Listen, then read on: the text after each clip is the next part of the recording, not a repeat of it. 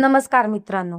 आज आपण बोलणार आहोत अशा एका राजकीय निर्णयाबद्दल ज्याची मागणी तब्बल महिनाभर देशभरात होत होती. धर्मेंद्र प्रधान राजीनामा द्या ही घोषणा आंदोलनामध्ये सातत्याने ऐकू येत होती. आणि अखेर केंद्रीय शिक्षण मंत्री धर्मेंद्र प्रधान यांनी आपल्या पदाचा राजीनामा दिला आहे. मात्र हा फक्त एका मंत्र्याचा राजीनामा नाही, तर त्याचे परिणाम थेट भाजप सरकारच्या राजकारणावर आणि आगामी निवडणुकीवर होऊ शकतात, असा दावा अनेक राजकीय विश्लेषक करत आहेत.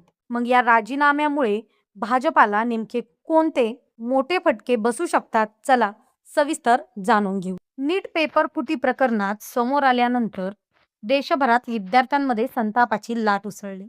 त्यानंतर विविध विद्यार्थी संघटना, सीजीपी, काँग्रेस आणि इतर विरोधी पक्षांनी केंद्र सरकारवर जोरदार टीका सुरू केली. आंदोलनामध्ये एकच मागणी सातत्याने पुढे येत होती: धर्मेंद्र प्रधान यांनी राजीनामा द्यावा. सरकारने सुरुवातीला ही मागणी फेटाळून लावली. 2 बैठकी झाल्या. आंदोलकांनी पुन्हा राजीनाम्याचा मुद्दा उपस्थित केला. मात्र सरकारचा सूर बदलत नव्हता. कालपर्यंतही राजीनाम्याचा प्रश्न नाही असे संकेत दिले जात होते. पण अखेर अचानक धर्मेंद्र प्रधान यांनी आपल्या पदाचा राजीनामा दिला आणि देशाच्या राजकारणात मोठी चर्चा सुरू झाली. राजीनाम्यादरम्यान आंदोलकांनी विजयोत्सव साजरा केला. विरोधी पक्षांनी याला आपल्या आंदोलनाचा मोठा विजय म्हटलं.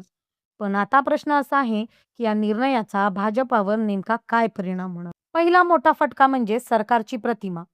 कोणताही सरकार सुरुवातीला आपल्या मंत्रालयाच्या पाठीशी ठामपणे उभे राहते आणि नंतर आंदोलनाच्या दबावाखाली निर्णय बदलते. तेव्हा विरोधकांना सरकारवर दबाव टाकण्याची संधी मिळते. त्यामुळे सरकारने अखेर माघार घेतली असा संदेश जनतेपर्यंत जाऊ शकतो. दुसरा मोठा परिणाम म्हणजे विरोधकांचे मनोबल वाढणे. काँग्रेससह विविध पक्षांनी नीट आंदोलन सातत्याने पाठिंबा दिला होता.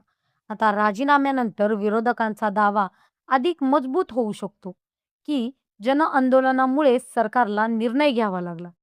त्यामुळे आगामी काळात इतर मुद्द्यावरही विरोधक अधिक आक्रमक भूमिका घेऊ शकतात. तिसरा मुद्दा म्हणजे विद्यार्थ्यांमध्ये निर्माण झालेले विश्वासाचा प्रश्न. नीट पेपर फुटीमुळे लाखो विद्यार्थी आणि पालक आधीच नाराज होते. राजीनाम्यानंतर आता सरकारवर परीक्षा व्यवस्थेत मोठे बदल करण्याचा दबाव वाढू शकतो. केवळ मंत्री बदलून प्रश्न सुटणार नाही, तर संपूर्ण यंत्रणेत सुधारणा करावी लागेल अशी अपेक्षा देशभरातून व्यक्त होत आहे. चौथा मोठा परिणाम म्हणजे भाजपच्या संघटनात्मक राजकारणावर होणारा प्रभाव.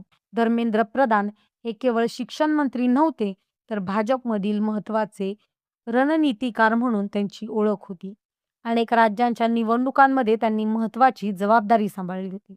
अशा नेत्याच्या राजीनाम्यानंतर पक्षाला त्याच्या पोकळीची भरपाई करण्यासाठी नवीन नेतृत्व उभे करावे लागू शकते. पाचवा आणि सर्वात महत्त्वाचा मुद्दा म्हणजे आगामी निवडणूक. राजकीय विश्लेषकांच्या मते हे विरोधक हा मुद्दा निवडणुकांमध्ये सातत्याने उपस्थित ठेवू शकतात. शिक्षण, बेरोजगारी आणि युवकांचे प्रश्न आधी चर्चेत असताना नीट प्रकरण आणि त्यानंतर झालेला राजीनामा हा भाजपासाठी निवडणूक प्रचारात अडचणीचा मुद्दा ठरू शकतो. मात्र दुसरीकडे काही विश्लेषकांच्या मते वेगळं आहे. त्यांचं मत आहे, जबाबदारी स्वीकारून मंत्री बदलणं हा सरकारचा सकारात्मक संदेशही ठरू शकतो. त्यामुळे हा निर्णय सरकारची प्रतिमा सुधारतो की नुकसान करतो, हे येणाऱ्या काही महिन्यातील राजकीय घडामोडींवर अवलंबून असेल.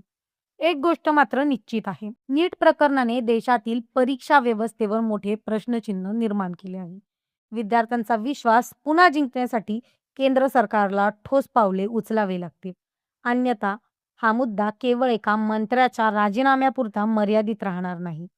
आता पुढे सरकार नवीन शिक्षण मंत्र्याच्या माध्यमातून कोणते निर्णय घेते, परीक्षा व्यवस्थेत कोणते बदल होतात आणि या राजीनाम्याचा आगामी राजकारणावर नेमका किती परिणाम होतो, याकडे संपूर्ण देशाचं लक्ष लागलेलं आहे.